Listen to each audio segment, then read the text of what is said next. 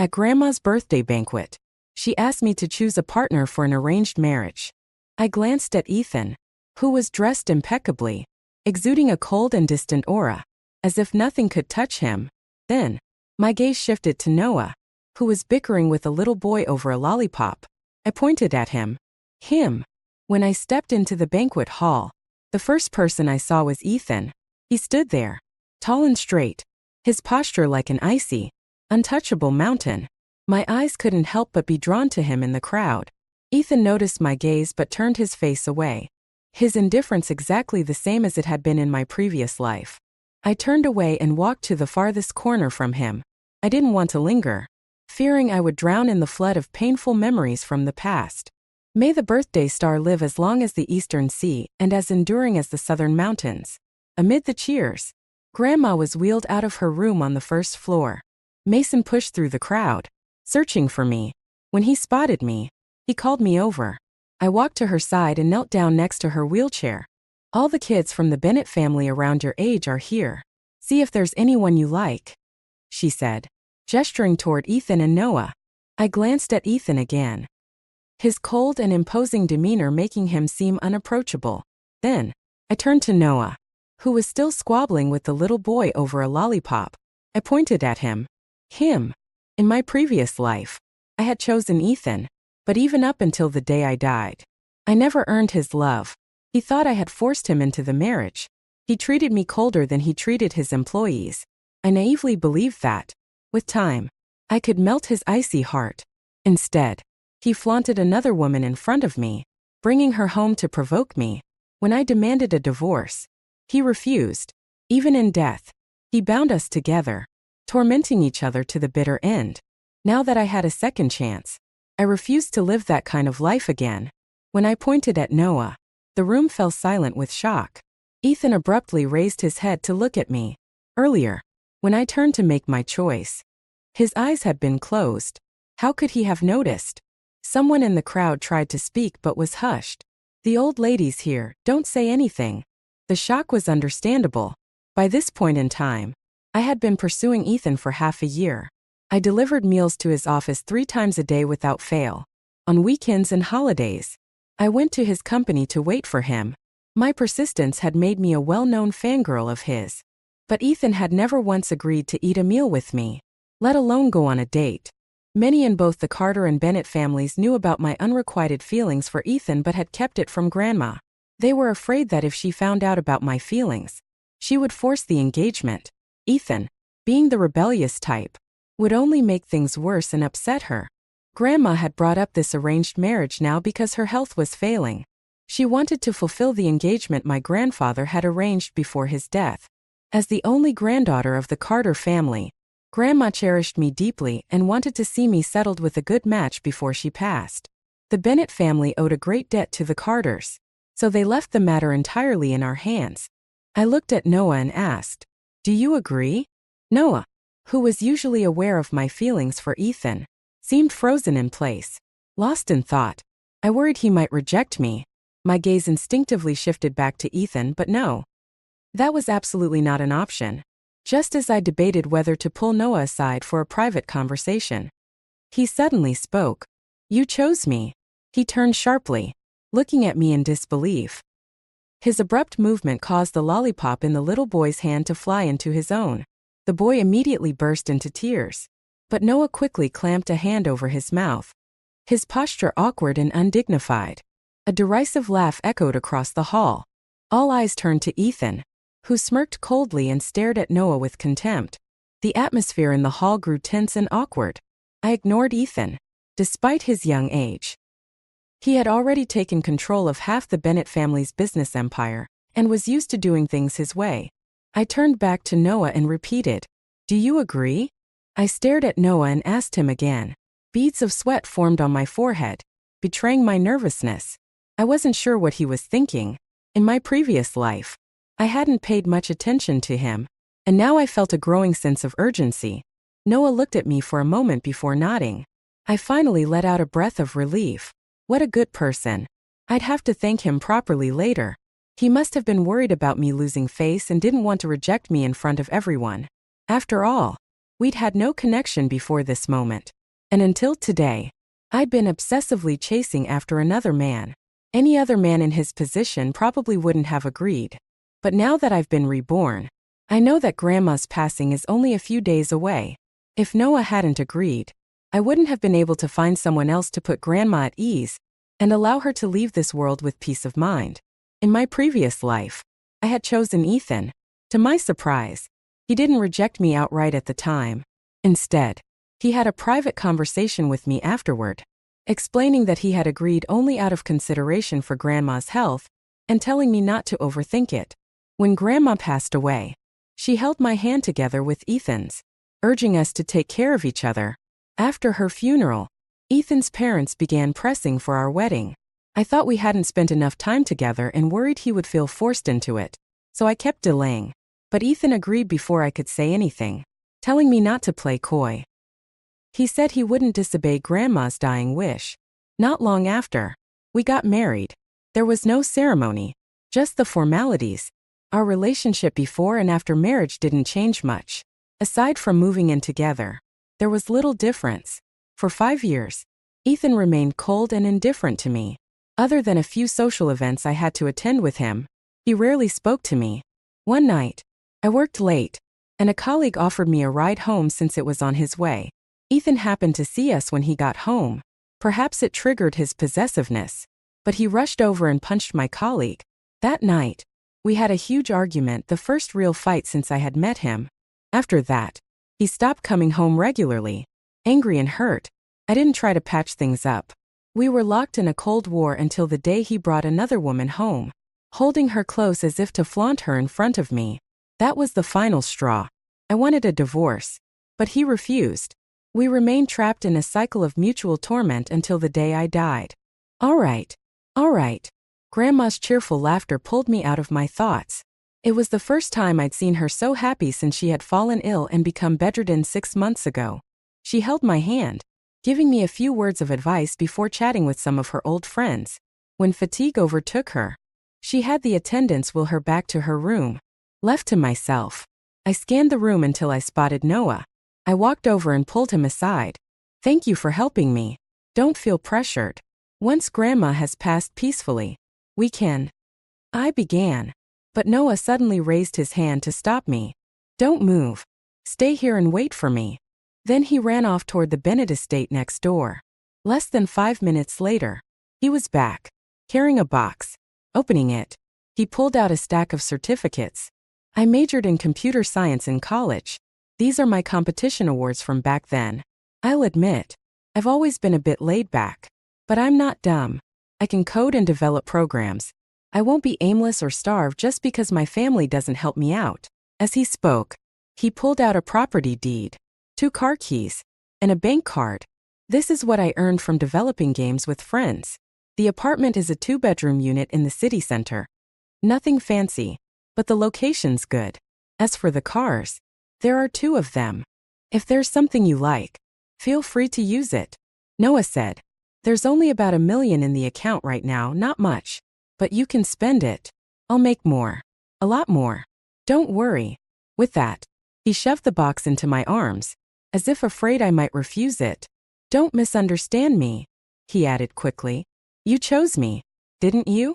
Even though we're just testing the waters as a potential match, and you might not choose me in the end, I want to be upfront with you about everything. You don't have to do the same for me. This is just how I am. He waved his hands nervously, as if worried I'd think he expected the same openness from me. I thought you wouldn't agree, I murmured, looking down at the box in my arms. My emotions tangled. I'm happy to, Noah replied, looking directly at me, his tone serious and deliberate. You chose me. That makes me happy, so you don't need to feel guilty or thank me. And you definitely don't need to end things after your grandmother passes. I lifted my eyes to meet his gaze. We held eye contact for a moment before. Suddenly, he bolted. Noah, I called after him, holding the box. He waved a hand without turning back. I'm not good at making girls happy. Take it. If you decide later you don't want to be with me, we'll deal with it then. And then, in a flash, he disappeared through the door. I couldn't help but marvel at him. He was too well raised, offering everything he had just for an experimental match. Didn't he worry about being cheated out of his entire savings? The weight of the box in my arms felt overwhelming. As I stared down at it, trying to decide what to do, a shadow loomed over me. I looked up and found myself face to face with Ethan. His mocking gaze pinned me in place. Playing hard to get. Does it feel fun? What? I blinked, momentarily stunned before realizing what he meant.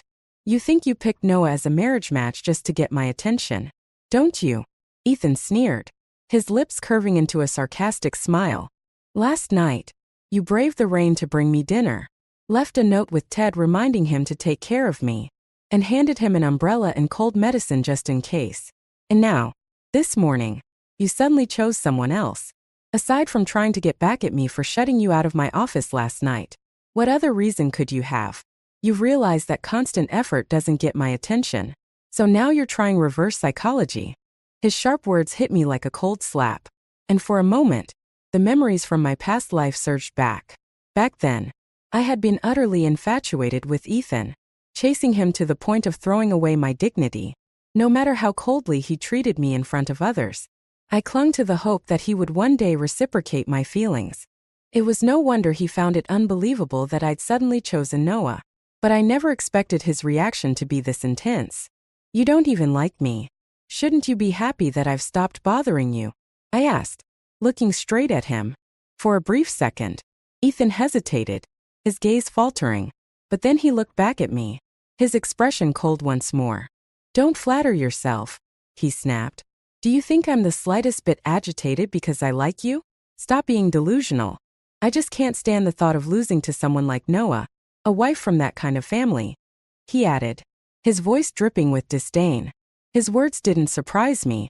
Ethan and Noah were both from the Bennett family, but Ethan was the eldest grandson of the main branch. His parents held esteemed positions in both politics and business, commanding respect wherever they went. In contrast, Noah's father stayed out of family affairs, choosing to be a professor at a prestigious university, while his mother was an actress, a profession looked down upon in elite circles. From a young age, Ethan had shown exceptional talent, his photographic memory and sharp intellect making him the pride of the family. Noah, however, had to work much harder to achieve even a fraction of Ethan's success. To make matters worse, he had abandoned the family business path, choosing instead to pursue programming and game development. His rebellious choice had angered the family elders, who eventually gave up on him entirely. They excluded him from family business activities and events, leaving him to fend for himself. The box in my arms grew heavier, my hands beginning to ache. As I pieced together the situation, Ethan's disdainful words rang in my ears, and the weight of his judgment pressed down on me even more. I didn't want to keep entangling myself with Ethan any longer. Since things had already come to this point, it was time to lay everything out clearly. I stared at him. Ethan, I don't like you anymore. My choice to not pick you and to choose Noah today has nothing to do with you. You can rest assured. You don't like me, and you hate Noah. Perfect. From now on, we can go our separate ways and have nothing to do with each other. With that, I turned and walked toward the door. But suddenly, Ethan grabbed my wrist. What are you doing? I snapped, twisting my wrist, trying to pull away. But his grip was unyielding. You say you don't like me anymore? He asked, his voice cold. Under the dim light, Ethan's eyes were dark, like a bottomless, frozen abyss. Let go of me, I demanded, glaring at him, my words firm and deliberate. Instead of loosening his grip, he held on tighter. I don't believe you, he said icily. I was momentarily stunned, the memory rushing back. Once, I had a necklace I didn't want anymore, so I carelessly tossed it into a pond. That night, I came down with a fever. A rumor spread that the necklace had been a gift from a family member, and my illness was a result of losing something so sentimental. In the dead of winter, Ethan had jumped into the freezing water to retrieve it for me. He ended up with a high fever for 3 days, teetering on the edge of life and death. You were someone willing to risk your life for me, Ethan continued, his voice low and intense. How could you just suddenly stop liking me without warning? So he had known about the necklace all along. I had made sure to keep it a secret, worried he would feel burdened if he knew. Yet he had known everything. A bitter laugh rose in my heart. How ridiculous I had been in my past life, giving my whole heart to someone who knew but never cared. To him, our marriage had always been forced, something I coerced him into. He resented me for it. And his coldness, his silent neglect, lasted a lifetime. The love I gave with all my heart must have seemed utterly insignificant to him. Let go, I repeated. But Ethan's grip only tightened. The pain became unbearable, and I couldn't hold back a cry. Finally, his grip loosened slightly, and I took the chance to wrench free and rush inside. I slammed the door shut, separating him from me. Once inside, I quickly headed up the stairs to the third floor and into my bedroom, ensuring no one saw the expression on my face. The moment I shut the door behind me, my strength gave out, and I slid down to the floor. In my past life, at the end of it all, I couldn't help but harbor resentment. Ethan had always had a choice not to marry me, not to accept me as his arranged partner, not even after Grandma's passing. Yet he did marry me, and then blamed me for everything, dragging us both into a lifetime of misery. His initial decision was made for Grandma's sake, and later out of obligation to her final wish. But no matter the reason, it had all started because I had chosen him at the banquet. I couldn't deny it.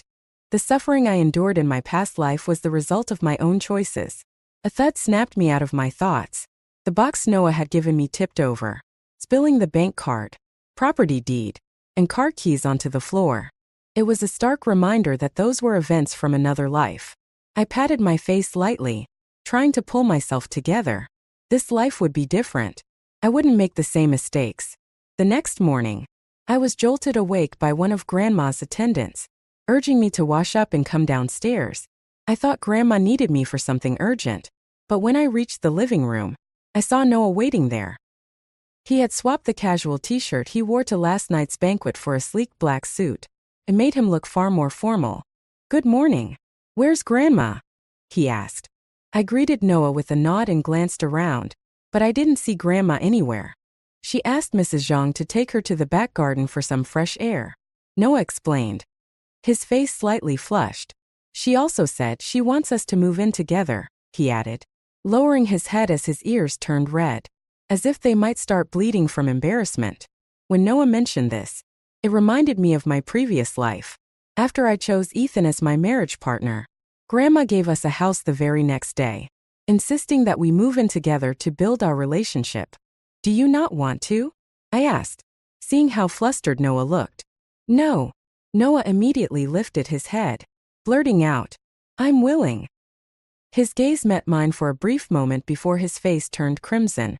He quickly looked away, avoiding eye contact. His shy and innocent reaction to relationships made me feel a pang of guilt. After experiencing the pain of a failed marriage in my previous life, I had no expectations for love in this one. To me, this arrangement was merely to give Grandma peace of mind. But for Noah, he was dragged into this arrangement because of my choice. If he had no feelings for me or didn't hold any hopes for this relationship, it would have been easier for me. While Noah and I were chatting, my luggage had already been packed by the house staff. At some point, Mrs. Zhang had returned from the garden and handed me a set of keys. "The old lady has already transferred ownership of the house to your name," she said. "It's the closest and best one near your workplace." In my previous life, I had been thrilled at the opportunity to live with Ethan and accepted Grandma's arrangement without hesitation. But now, knowing Grandma only had a few days left, I just wanted to stay by her side. Mrs. Zhang seemed to notice my hesitation.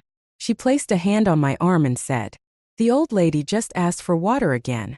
She's not in great shape and doesn't want you to see her like this. She's lived a full life, seen everything, and has no regrets. After your grandfather passed, she felt life had lost its meaning. But when your parents had their accident and you were still so young, she pushed through. With the company also losing a pillar, she carried the weight all these years. As long as you're happy, she'll leave this world without regrets." I knew that everyone had already noticed how frail Grandma was. She spent more than half her day asleep now, and there was no telling when she might not wake up again. That's why she had left the hospital and returned to the family home, wanting to spend her final days there. I nodded silently, the heaviness in my heart growing. The driver eventually dropped Noah and me off at the house Grandma had arranged. The cool autumn breeze brushed past us, carrying the familiar scent of osmanthus blossoms, pulling me out of my thoughts. Noah stepped out first, then walked around to open my door. I looked up at the house, a place so familiar it felt like it was etched into my bones. But as I prepared to step out, my foot felt as if it were weighed down by 1,000 pounds. In my previous life, Ethan and I only stayed in this house for a few days before Grandma passed away. After we married, I moved into Ethan's home, and this house remained empty. Later, during our Cold War, after Ethan brought another woman into our home, I moved back here alone. Ethan followed me, claiming he wanted to keep an eye on me. Afraid I'd bring another man here and embarrass him, he even used it to block my attempts to divorce him, saying, "You forced me into this marriage, so you'll suffer through it with me for life." I couldn't stop Ethan from moving in, but this house was a gift from Grandma, a place that symbolized her hopes for my happiness. I didn't want a third person to invade it. I made my boundary clear. Ethan surprisingly didn't push further and accepted it. After that, we returned to the way things were early in our marriage, cold and distant. He focused on his work every day, and I stayed in this house, trying to carve out a semblance of peace. I focused on my own life. I no longer tried to warm Ethan's cold demeanor with my enthusiasm. I stopped delivering meals to him, worrying about him being too hot or too cold, and I even began avoiding the times he was home. Unless it was absolutely necessary, I made sure we didn't see each other. That was how we lived for 2 years, distant, cold, and indifferent, until I was sent to a remote mountain region on a business trip. A sudden earthquake ended my short and painful life. This house carried so many painful memories that I didn't want to step into it at all. "What's wrong?" Noah finally asked, noticing I hadn't gotten out of the car. His eyes widened when he saw my pale face. "Are you feeling unwell?" He looked at me nervously, his hand reaching out slightly as if he wanted to check on me but didn't dare. Beads of sweat formed on his forehead. "I'm fine," I said, steadying his slightly trembling hand and meeting his gaze. "I remember you have another house nearby, don't you? Could I stay there instead?" The moment those words left my mouth, I regretted them. But if I stayed at another house owned by the Sue family, Grandma would find out quickly. "Don't worry. It'll just be for a few days." I quickly added, "I'm allergic to osmanthus flowers, and the smell is too much for me here. Once I find a place I like, I'll move out." Noah froze at my words, then snapped back to reality when he heard about my allergy. "Allergic to osmanthus? That's my fault. I didn't even know.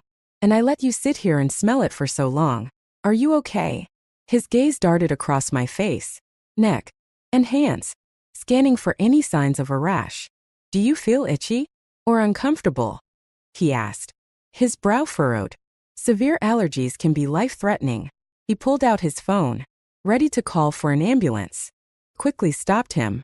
His anxious actions eased the heavy weight in my heart, and I found myself smiling. "You didn't know I was allergic, so it's not your fault. And it hasn't been that long, nothing serious.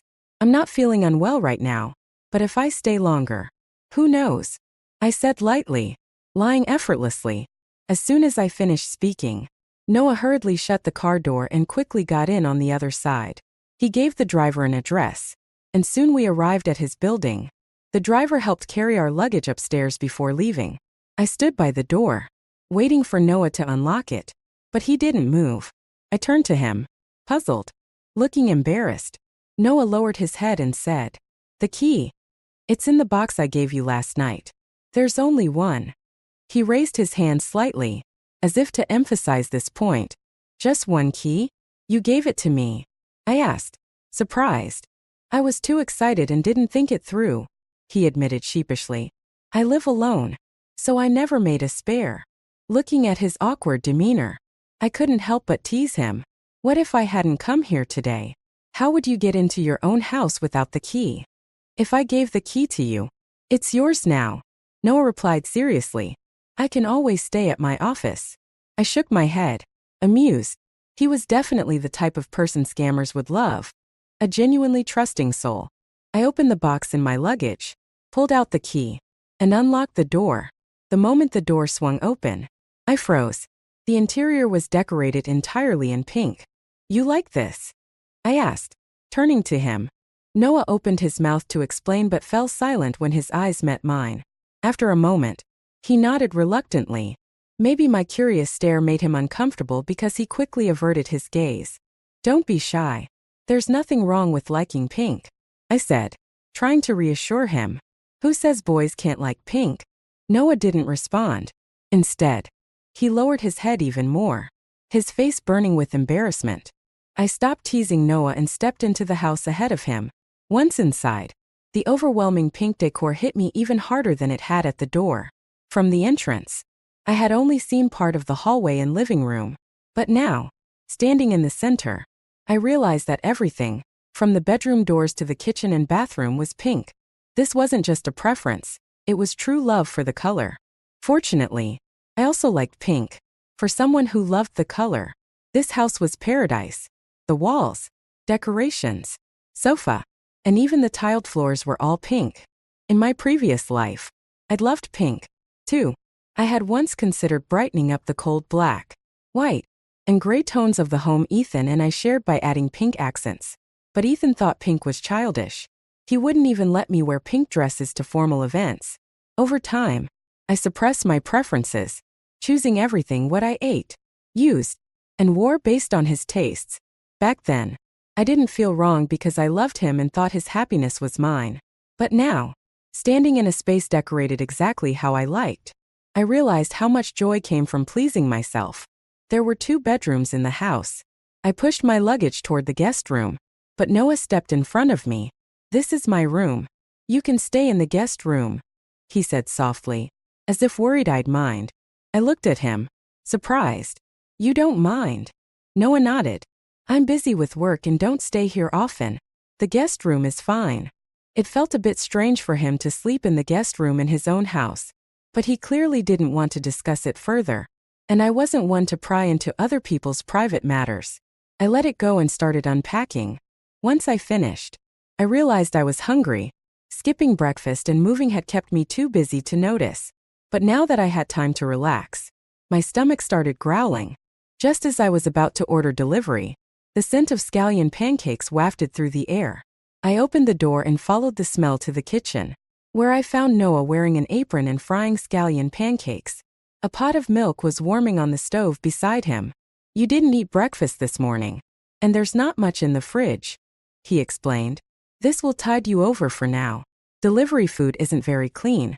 For lunch, I'll take you to a private restaurant nearby that I like." Looking at his back as he worked, I suddenly felt a lump in my throat. This was a scene I had often fantasized about in my previous life. After my parents passed away, I had longed for a warm, loving home of my own. But after marrying Ethan, the times we ate together were few and far between. I was always the one delivering meals to him, reminding him to eat, while he never showed any concern for me. I thought I didn't need someone to care for me, but in this moment, I couldn't help but feel a bittersweet warmth. When Noah turned around with the food, I quickly wiped away my tears and sat at the dining table before he noticed. He placed the pancakes and milk in front of me and sat nearby, watching me eat. "If there's anything you don't like about this house, feel free to renovate it. I don't mind," he said earnestly as I ate. "I'm only staying for a few days," I replied. "There's no need." But Noah seemed genuinely enthusiastic, as if we were discussing a bright future. Not wanting to dampen his mood, I didn't argue further. Later, Noah took me to a private restaurant he frequented for lunch. To my surprise, we ran into Ted, Ethan's assistant, there. The moment Ted saw me, his face lit up like he'd found his savior. He hurried over. "Miss Sue, I can't believe I ran into you here. This is perfect. Why didn't you bring breakfast or lunch to Mr. Carter today? He hasn't eaten anything." I tried ordering food for him, but he refused both breakfast and lunch. I had no choice but to ask my team for advice. They told me the food here was quite good and suggested Ethan might like it, so I came over.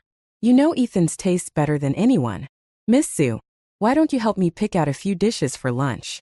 If I bring them back, I'm sure he'll be happy," Ted said eagerly, looking at me with expectation. I knew Ethan wouldn't like anything I chose, But I didn't want to brush Ted off completely. In my previous life, Ted had been kind to me. When most of Ethan's company employees mocked me behind my back while I pursued Ethan, Ted was the only one who offered me encouragement and sympathy. He once told me about his younger sister, who, like me, had chased after someone she loved. At the time, he didn't understand her and had tried to stop her. But after she passed away from illness, his greatest regret was holding her back. From then on, his outlook on life changed. If you want something in this short life, go after it, he said. Life is only about 30.000 days long. Why not live true to your heart? But having spent a lifetime with someone who didn't love me, my perspective had shifted. Some things simply weren't meant to be. Forcing them only brought harm to everyone involved. Miss Sue, you're not like that. Ethan ate every meal you sent him, even though he never let you in. He never threw anything away. If you just keep trying, you might succeed. Ted encouraged me, unaware of the changes in my life. He didn't know I had already chosen someone else as my arranged partner, and thought I had simply grown disheartened. That won't be necessary, I replied, pulling Noah with me toward a private room nearby. Ted stood frozen, staring at the direction I'd gone, as if struggling to process what he'd just seen. Midway through lunch, my phone buzzed with a notification. I opened it to see a message from Ethan. You went out to lunch with Noah? It has nothing to do with you, I replied. Ethan's next message followed quickly.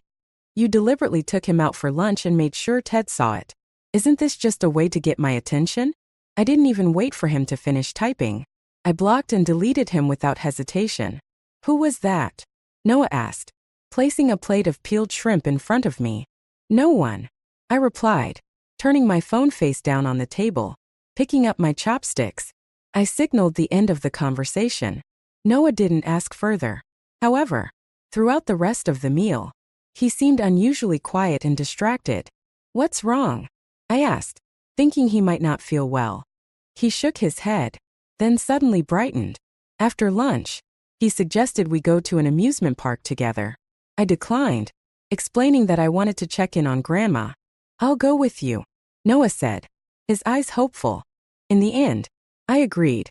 I thought Grandma would be happier to see the two of us spending time together than if I went alone. When we arrived at the Sue family home, Grandma was resting, so we didn't disturb her. Instead, we returned to Noah's house. The next day was Monday. I went to work at my job, and Noah headed to his company. Unlike Noah, I had no interest in the complexities of the business world and hadn't joined the family company. After finishing graduate school, I took a job at a research institute. It was a steady 9-to-5 position with standard holidays. The workload wasn't heavy, my boss was kind, and my colleagues were easy to get along with. When it came to work, both in my past life and now, I found satisfaction in its simplicity. I was content with my life and never felt wronged in any way. The days passed as uneventfully as they had in my previous life, except that the home I returned to was now Noah's, and the person I interacted with daily had changed from Ethan to Noah. This was a positive change. There was no longer an oppressive atmosphere or the constant need to tiptoe around someone's feelings. During this time, I visited Grandma a few times. Noah seemed to sense the importance of these visits and always accompanied me. Thursday came quickly. It was the day Grandma would pass away. That afternoon, I received a tearful call from Mrs. Zhang, telling me that Grandma didn't have much time left and wanted to see Noah and me one last time. I immediately called Noah to let him know. He told me not to worry and came to pick me up. Together, we rushed to the family home and to Grandma's bedside. Just like in my previous life, Grandma took my hand and placed it in Noah's, telling us to take care of each other. Under her hopeful gaze, I nodded firmly and tightened my grip on Noah's hand. Noah squeezed back, his hold steady and comforting. But this time, I knew I couldn't fulfill Grandma's wish. I would disappoint her. I silently promised myself that when I saw her in the afterlife, I would beg for her forgiveness. In my previous life, Ethan and I had spent our entire lives trapped in a painful relationship because of this final wish. I didn't want Noah to go through the same. He deserved someone who could love him wholeheartedly and spend a lifetime of happiness with him, not someone bound to him by obligation and moral expectations. With Grandma's deteriorating health, her funeral arrangements had already been prepared. The ceremony was simple and concluded quickly. Ethan didn't attend, as his parents explained that he was on a business trip abroad, and they didn't want to distract him or risk any issues during his travels. They decided to tell him about Grandma's passing after he returned. In my previous life, on this exact day, Ethan had also been scheduled to leave for a business trip abroad, but I had insisted he stay, dragging him into my grief and anxiety. Without my interference this time, our lives had stayed as parallel lines, barely intersecting. In truth, Noah and I were no different. We were also parallel lines, each walking our own path. After the funeral, I intended to move out of Noah's house. Over the past few days, I had been searching for a new place and had already found one. However, on the way back, I suddenly felt dizzy and fainted. I woke briefly to the sound of Noah's panicked voice, and I could feel the car making a sharp turn as he told the driver to head to the hospital. I didn't want to go. The hospital reminded me too much of losing my parents. The smell of disinfectant and sterile water filled me with dread. Noah had no choice but to take me back to his house instead. After that, I lost consciousness again. When I finally regained some awareness, it was faint. I vaguely saw Noah sitting by my side, using a towel to cool my forehead. "Don't worry. It's okay now," he said softly. "The doctor already came by. He said you're just overwhelmed with grief and haven't been resting well, so your body gave out temporarily. You'll be fine with some rest." I drifted off again, the exhaustion pulling me under. The next time I woke up, I was parched. I tried to open my eyes but couldn't. My body felt as heavy as lead, making it impossible to move. "Water," I managed to croak out. Almost immediately, a cup of warm water was brought to my lips. After that, I woke up intermittently. Each time, Noah was there. He was either cooling my forehead, sitting nearby working on his laptop, or simply watching over me. His attentiveness was remarkable. Any slight movement I made, and he was instantly aware. First, I thought he was just pretending to work on his laptop, but as the programs on his screen grew more complex and detailed, I realized he was genuinely working. His dedication and focus made me smile despite my condition. That night was the first time in years I'd fallen ill so badly, and the first time I'd felt so cared for. It was ironic that the person taking care of me was Noah, someone I barely knew before this arrangement. When I finally recovered, I knew I had to express my gratitude. I resolved to properly thank Noah for everything. I thought I would recover by the next morning, but my condition fluctuated for 3 days. During that time, Noah helped me take leave from work and stayed home with me the entire 3 days. When he wasn't checking on me, he was busy working on his programming.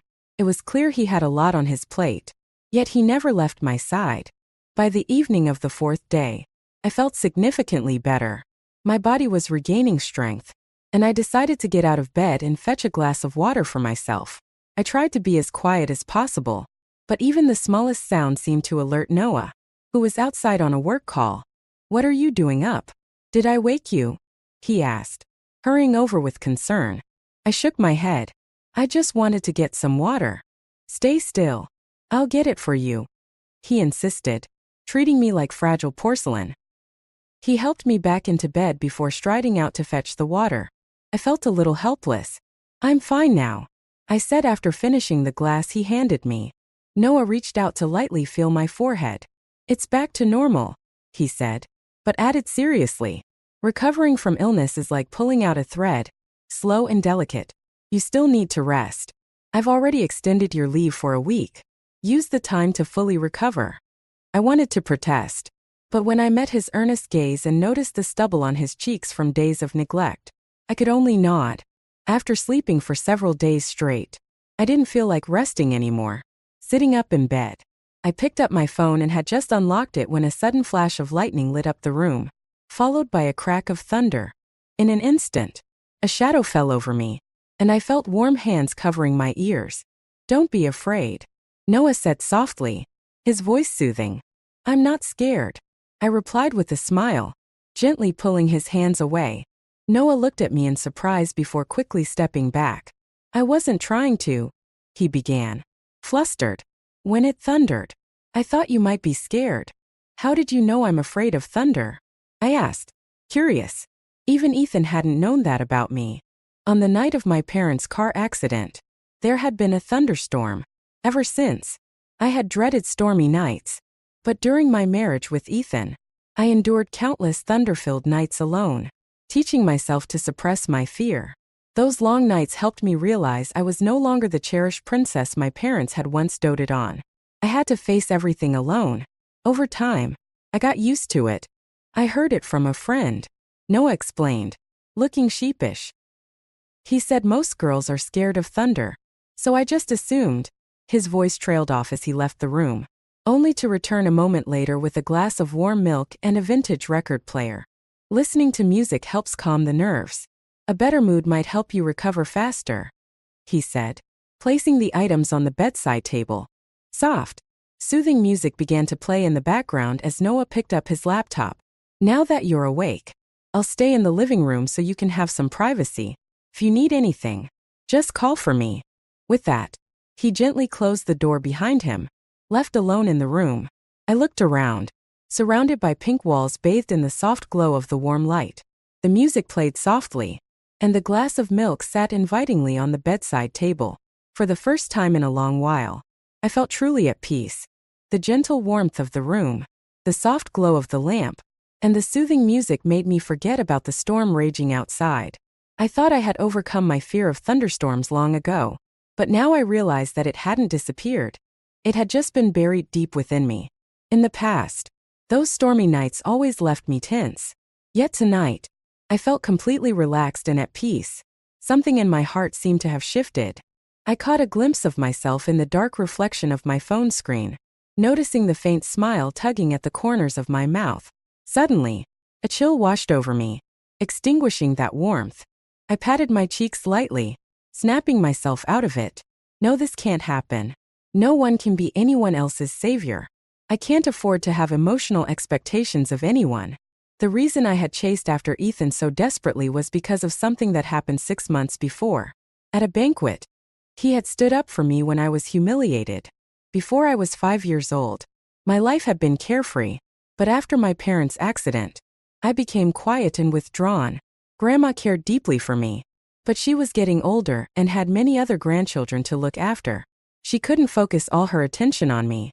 Besides, the bullying among children was something adults could never fully understand.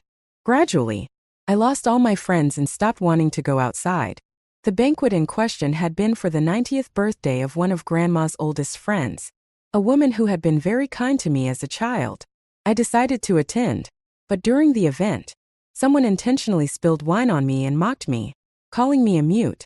The crowd around us merely watched, entertained by the spectacle. At that time, I didn't know how to stand up for myself. All I could do was silently pray for the ordeal to end quickly or for Grandma to come find me. What I didn't expect was for Ethan to walk into the hall and see the scene unfolding. He stepped in and defended me. He was the first person outside my family to ever publicly stand up for me. I clung to that moment, projecting my emotional needs onto him. I sought the security and sense of belonging I had lost. That was why I didn't care about the ridicule or his indifference. I just kept chasing him, throwing myself into the flames over and over again. But after decades of a painful, entangled marriage in my previous life, I had learned my lesson. No one could save me but myself. Seeking security from someone else was just trading one abyss for another. What had seemed like heroism to me was, in Ethan's eyes, a minor incident. He only helped me because of the long-standing friendship between the Sue and Carter families, not because of me as a person. I should be grateful for his kindness, but I shouldn't have placed my emotional dependency on him. The same applied to Noah. He was kind to me now because I was his arranged partner. If it were someone else, he would treat her just as well.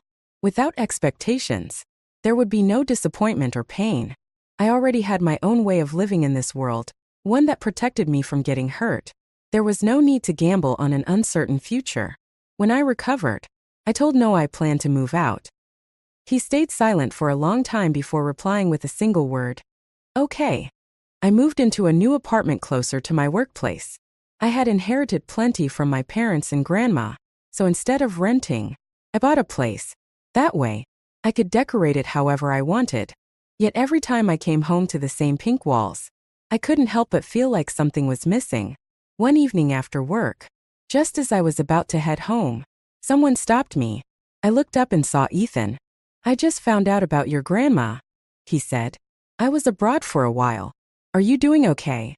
"It has been a while," I replied, remembering that it had been over 2 months since Grandma's funeral. "I'm fine now, but thank you for asking," I answered out of politeness. But Ethan felt different this time. His demeanor wasn't like the aloof, immature Ethan I remembered. His gaze carried a steadiness that reminded me of the Ethan I had come to know at the end of my previous life. I tried to discern something in his eyes, but I saw nothing. Maybe I was overthinking. "It's not safe out here at night. Let me take you home," he offered. "There's no need," I replied. "I live nearby. It's only a 10-minute walk," I replied firmly, turning down Ethan's offer without hesitation. To my relief, he didn't press further, but he also didn't leave. "Do you still need something?" I asked, looking at him. "Can you add me back on WeChat?" Ethan asked, his tone unexpectedly soft. "I promise I won't bother you again. I just want to stay in touch as friends." I shook my head. "There's no need. We work in different fields and won't cross paths in the future. Now that Grandma is gone, I don't visit the family home much. We probably won't see each other again. And that's fine by me." Ethan fell silent, the atmosphere growing tense. "I'm leaving," I said, turning to go. But before I could take a step, Ethan grabbed my arm. "You and Noah," he started, hesitating. "I know you've moved out of his place, and the two of you haven't seen each other in a while. You don't love him, do you? You only chose him to fulfill your grandmother's wish. I could have done that too. As her grandson, I could have honored her wish." I had no idea what had gotten into Ethan after his trip abroad, and I didn't care enough to find out. I shook off his hand and prepared to leave, but as I turned, I saw Noah standing not far away. The moment our eyes met, Noah turned to walk away. "Noah!" called out, stopping him in his tracks. He didn't turn around. "If you keep walking, I'll make sure to turn and run every time I see you in the future," I threatened, half joking but determined. Noah froze, his steps halting. Ethan, still standing beside me, spoke again, his voice laced with familiarity that sent a chill down my spine. "Mumu." The nickname made my skin crawl. "Don't call me that," I said coldly. "We're not close." I pulled away from him and walked toward Noah. "Why were you running away when you saw me?" I asked, looking directly at him. "I didn't want you to see me unhappy," he murmured, his head hanging low. "When did I ever say I didn't want to see you?" I countered, confused. Noah hesitated before continuing. "If you wanted to see me, why did you move out of my house? Wasn't it because you were uncomfortable being with me?" I hadn't expected him to think that way. Lowering his gaze further, Noah added, "I know you like Ethan. I didn't want to make things harder for you." As he spoke, he turned to leave again. "If you take one more step," I said, grabbing his arm, "I really won't want to see you again." He froze, then quickly turned back, gripping my arm tightly. His nervous expression made it hard to suppress the smile threatening to surface on my lips. "My water is out at home tonight," I said, clearing my throat. "Can I stay at your place for the night?" Noah stared at me, stunned. "Is it inconvenient?" I asked, feigning indifference. No, it's not inconvenient at all," he replied hastily, pulling me along toward his house, his steps quick and hurried. Realizing I couldn't keep up, he slowed down and glanced at me. "I don't like Ethan anymore," I said softly but firmly, "and I never will again." After a long pause, I heard a quiet okay from beside me. When we reached Noah's house, I realized what had been missing in my own. A home with someone waiting for me, lights on when I returned, and the warmth of someone who cared. 2 years later, I accepted Noah's proposal. On our wedding day, midway through the ceremony, Ethan's parents abruptly left in a panic. I didn't learn the reason until the banquet was over. Ethan had attempted suicide. Thankfully, he was rescued in time. His mother begged him with all her heart and soul, convincing him to abandon the idea of taking his own life. 2 weeks later, Ethan was discharged from the hospital. That very day, he booked a plane ticket and left the country. He never came back. 5 years after his departure, I received an anonymous text message. I'm sorry. It was the same day I had died in my previous life.